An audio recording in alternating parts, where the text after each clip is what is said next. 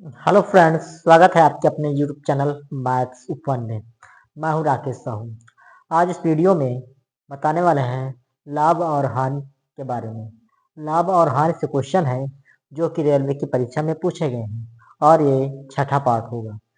तो क्वेश्चन है पहला लाभ और हानि से। तो पहला क्वेश्चन है, कह रहे कावेरी ने एक खिलौना 280 रुपए में खरीदा और इसे 315 रुपए में बेच दिया, उसे कितना लाभ हुआ। और ये पूछा गया है आरआरबी आरपीएफ एसआई 5/1/2019 में पूछा गया है। कह रहा कि कावेरी ने एक खिलौना 280 रुपए में खरीदा। ये उसका क्रय मूल्य दे रखा है। क्रय मूल्य यानी सीपी, कास्ट प्राइस दे रखा है 280 रुपया और इसे 315 रुपये में बेच दिया है। तो ये विक्रय मूल्य हो जाएगा। विक्रय मूल्य विक्रय मूल्य यानी एसपी दे रखा है 315। तो 280 रुपये में खरीदा जा रहा है, 315 रुपये में बेचा जा रहा है। तो देख लेते हैं लाभ कितना हुआ। तो लाभ बराबर होता है, लाभ बराबर विक्रय मूल्य माइनस क्रय मूल्य। क्रय मूल्य, अब विक्रय मूल्य हमारा 315 दे रखा है, इसमें से हम क्रय मूल्य घटा देंगे 280।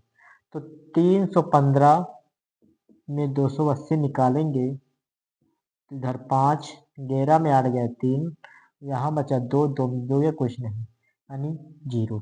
तो यहाँ पे जो लाभ होगा वो 35 रुपए का लाभ होगा। लाभ हमारा 35 रुपए का निकल आया। कह रहा है उससे कितना लाभ हुआ, तो उसे 35 रुपए का लाभ होगा और यही आपका आंसर होगा। तो आंसर होगा 35 रुपया। इसी प्रकार अगला क्वेश्चन देख लेते हैं। कह रहा कि 8 वस्तुओं का क्रय मूल्य 9 वस्तुओं के विक्रय मूल्य के बराबर है। यहाँ पे वस्तुओं की चर्चा हो रही है कि 8 वस्तुओं का जो क्रय मूल्य है, यानी 8 वस्तुओं का जो क्रय मूल्य है वो 9 वस्तुओं के विक्रय मूल्य के बराबर है। तो लाभ या हानि का प्रतिशत बताना है और ये पूछा गया है आरआरबी एनटीपीसी 7/1/2021 में पूछा गया है। यहाँ पर वस्तुओं का क्रय मूल्य दे रखा है और वस्तुओं का विक्रय मूल्य दे रखा है। तो यहाँ पे रुपया की चर्चा नहीं हुई है। तो ऐसे क्वेश्चन भाव के केस के क्वेश्चन कहलाएंगे जहाँ पर रुपया की चर्चा नहीं हो रखी है। अर्थात वस्तुओं का 8 वस्तुओं का जो क्रय मूल्य है वो 9 वस्तुओं के विक्रय मूल्य के बराबर दे रखा है। तो यूँ समझ लें कि जितने रुपए में 8 वस्तुएं खरीदी गई होंगी उतने रुपए में 9 वस्तुएं बेची जा रही हैं। तो उसे कितना लाभ या हानि होगा। तो 8 वस्तुओं का क्रय मूल्य यानी क्रय मूल्य दे रखा है। क्रय मूल्य यानी सीपी दे रखा है 8 वस्तु और विक्रय मूल्य यानी एसपी दे रखा है 9 वस्तु। यानी कि यूं समझें कि जितने रुपए में 8 वस्तुएं खरीदी गई हैं उतने रुपए में 9 वस्तुएं बेची जा रही हैं। अर्थात एक वस्तु की हानि हो रही है। 8 वस्तुएं खरीदी जा रही हैं और उतने में ही 9 वस्तुएं बेची जा रही हैं। अर्थात एक वस्तु एक्स्ट्रा यानी कि एक वस्तु का यहाँ पे हानि हो रही है। तो यहाँ पे हानि हो रही है, हानि एक वस्तु का होगा। जितने रुपए में 8 वस्तुएं खरीदी गई हैं उतने रुपए में 9 वस्तुएं बेची जा रही हैं।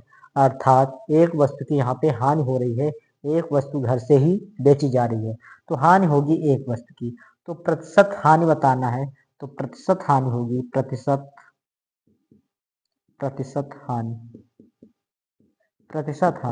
तो प्रतिशत हानि यहाँ पे जब भाव का केस होता है तो प्रतिशत लाभ या प्रतिशत हानि यहाँ पे एसपी पे निकालते हैं यानी विक्रय मूल्य पर।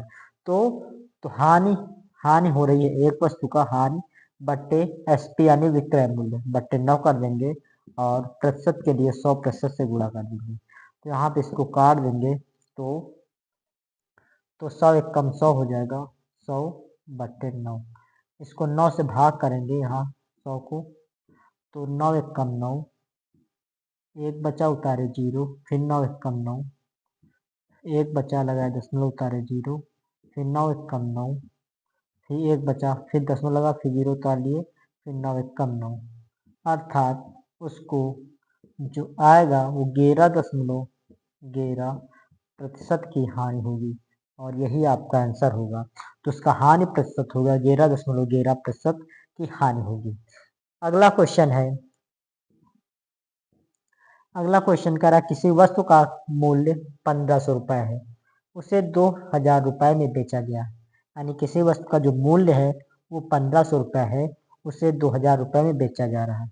तो ये वस्तु का मूल्य यानी क्रय मूल्य है, ये क्रय मूल्य यानी सीपी। सीपी दे रखा है 1500 रुपया,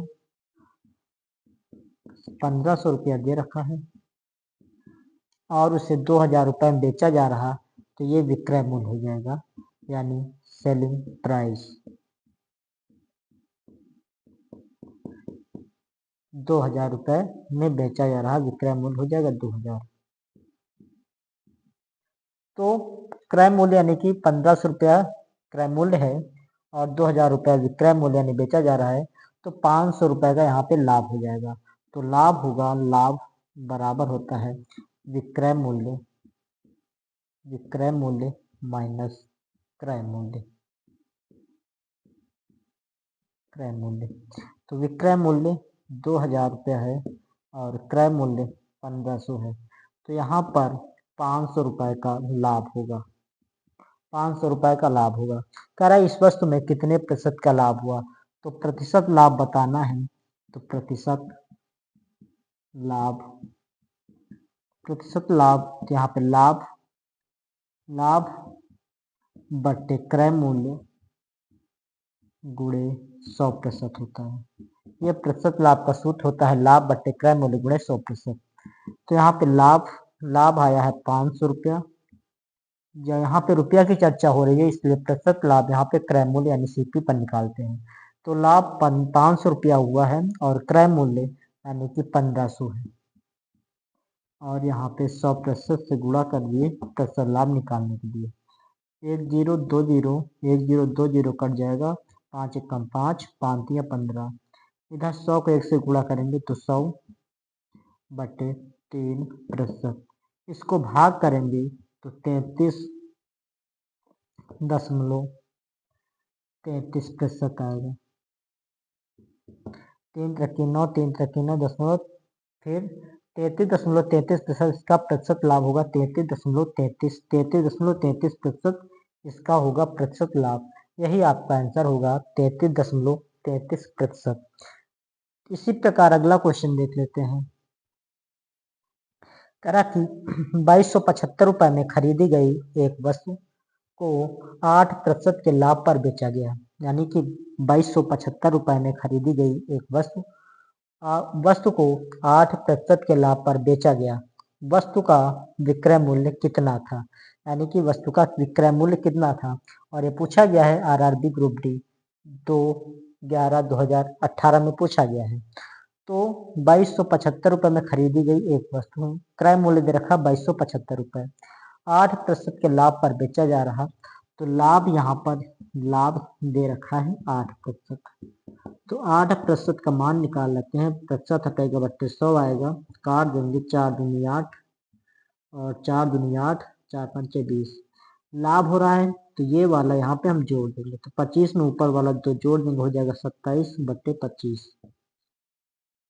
वस्तु का विक्रय मूल्य निकालना है, तो विक्रय मूल्य यहाँ पे हम निकाल लेते हैं। विक्रय मूल्य, विक्रय मूल्य यानी कि निकालते हैं, तो 2275 रुपये में खरीदी गई, तो इसको हम यहाँ पे लिख लेंगे 2275, यानी जो क्रय मूल्य दे रखा है इसको यहाँ लिख लिए।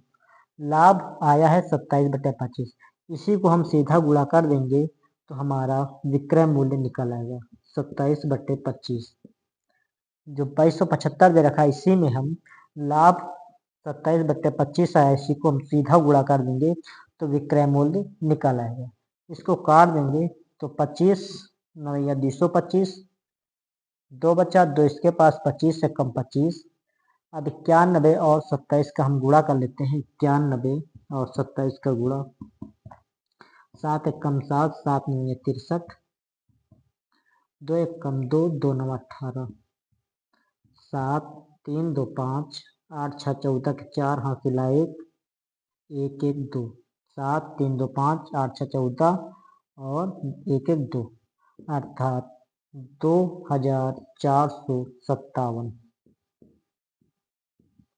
जो वस्तु का विक्रय मूल्य होगा 2457 रुपया होगा और यही आपका आंसर होगा। तो लाभ और हानि से कुछ क्वेश्चन थे जो कि रेलवे की परीक्षा में पूछे गए हैं। तो आज का वीडियो यहीं तक रखते हैं और वीडियो पसंद आए तो लाइक कीजिए और चैनल को सब्सक्राइब कीजिए। धन्यवाद।